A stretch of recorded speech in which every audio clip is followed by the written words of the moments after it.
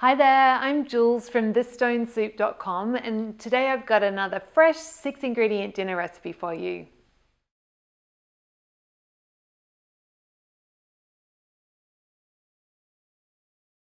Okay, so for our quick tuna curry, we're just going to bung everything in the pot. So I've got 2 medium zucchini that I've sliced, and this is enough to serve one. So if you want to serve 2 people, you just double it everything.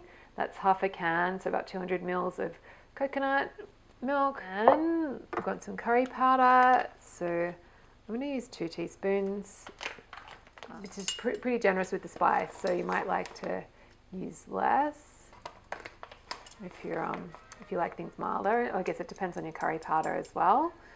And then I've got my canned tuna. So I'm actually just going to get the whole. This is tuna in oil, and I'm just going to get the whole can with the brine and everything in the pot.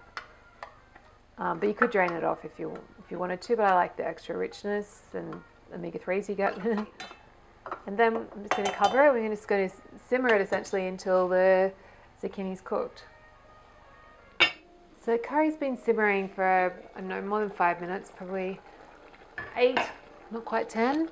And the zucchini has cooked, it's nice and buttery, and that's looking great. So I'm just going to, actually it's looking pretty liquidy, so I might just let it simmer a bit longer with the lid off, but it's up to you. You could serve it kind of more as a soupy curry.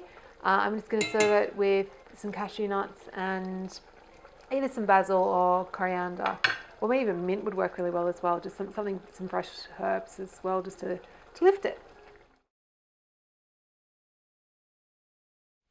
So if you enjoyed this, really encourage you to head on over to my blog. It's thesstonesoup.com, and you can download a free ebook filled with beautiful, fresh 6-ingredient dinner recipes just like this one.